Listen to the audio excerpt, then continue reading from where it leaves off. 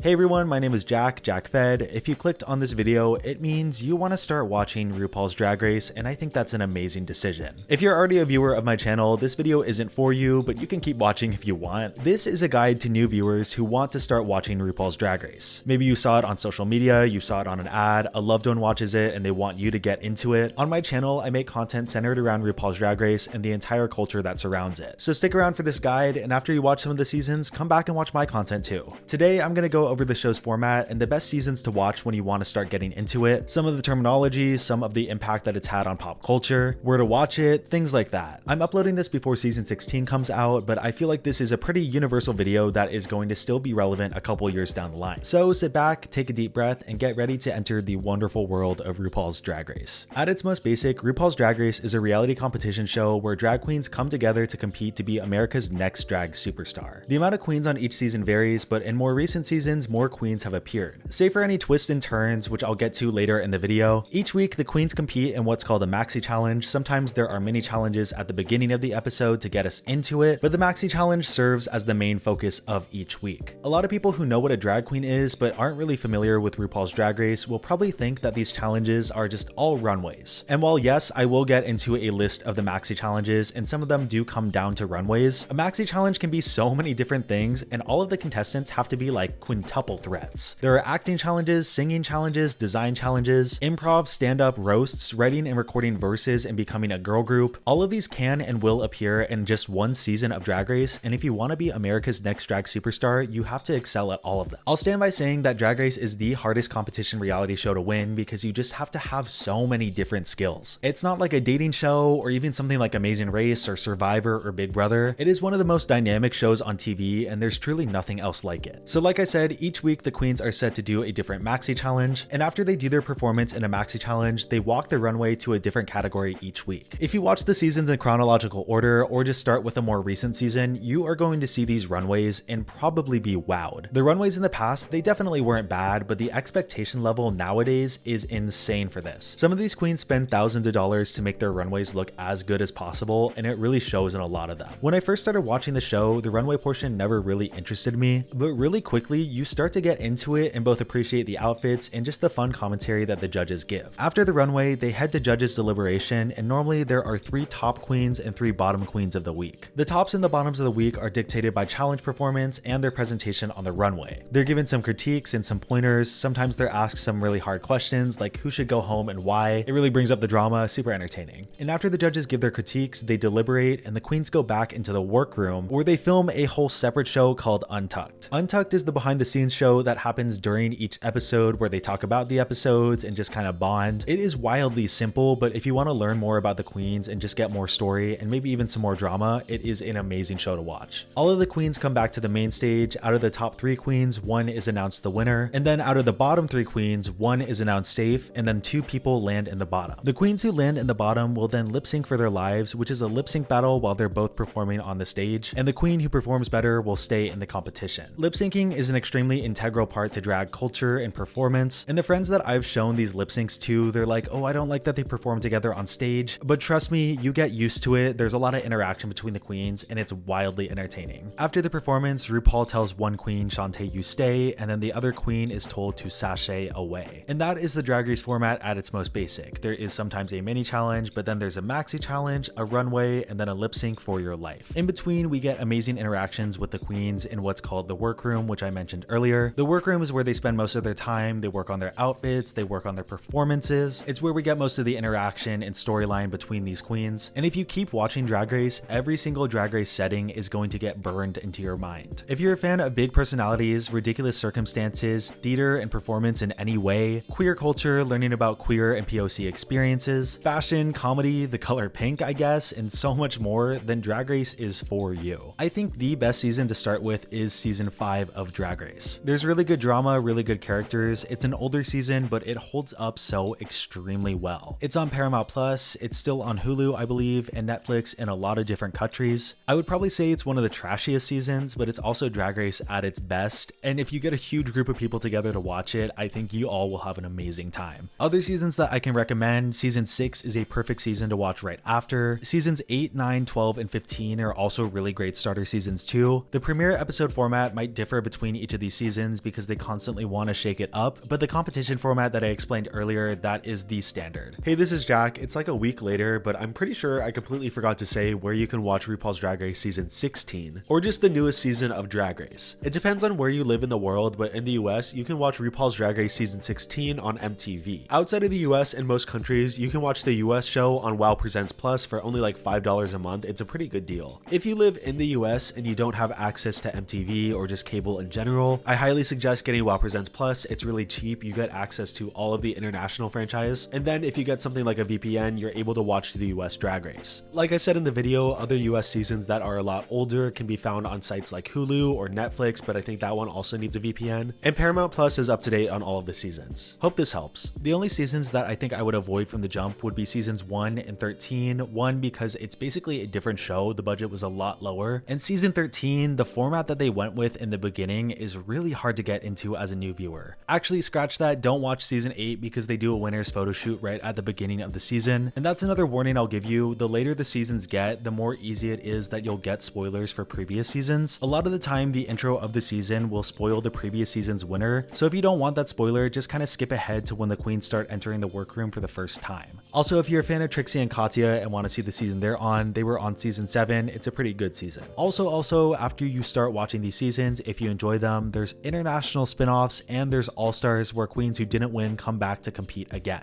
All-Stars 2 is commonly agreed upon to be the best season of all time. If you watch seasons 4 through 7 of Drag Race, you will get All-Stars 2 and you're probably gonna love it. Go crazy, go nuts. If you want to stop watching here, I think you now know enough going into the show that you can enjoy it and know what's coming. But if you want to keep watching, I'm gonna yap a little bit longer. There are certain challenges in the season that you want to look out for because they're like the heavy hitter challenges. The main 4 that stick out are the ball, the rusical, the girl group, and snatch game. The ball has the queens serving 3 looks down the runway to different categories. The first 2 they brought, and the third one they designed over 24 hours in the workroom. Rusical challenges is a musical but with Ru's name. There's a lot of Ru puns in the show, and the rusicals can range from a parody of Cats to halftime performances. There's some of the most hit or miss challenges of the show, just all depending on the writing and the performances. Sometimes it's the highlight of the season, while other times it feels like you just wasted your life. And Snatch Game is probably the biggest challenge of the show. It's what every queen expects going on, and it kind of serves as the great equalizer and the great divider between the biggest competition. It's a parody of the match game where celebrities have to match their answers to 2 people on a panel, but the queens are impersonating a celebrity and have to answer how that celebrity will answer. The queens who excel at these challenges are often remembered on the season and coincidentally do super well in the season overall. That's not always the case, and other challenges do matter a lot as well. But after watching a lot of seasons, these are the most iconic ones, and if you excel at these, that's a great thing to put on your resume. The main judges from season 7 onward are RuPaul, Michelle Visage, Ross Matthews, and Carson Kressley. In older seasons, Ru gives off a much more regal vibe, kind of being a little more disconnected, not giving many of the critiques or her own opinions, just making the decision at the end. But more recently, there's like a consistent stream of Ru's personality, and it's amazing to see. There was something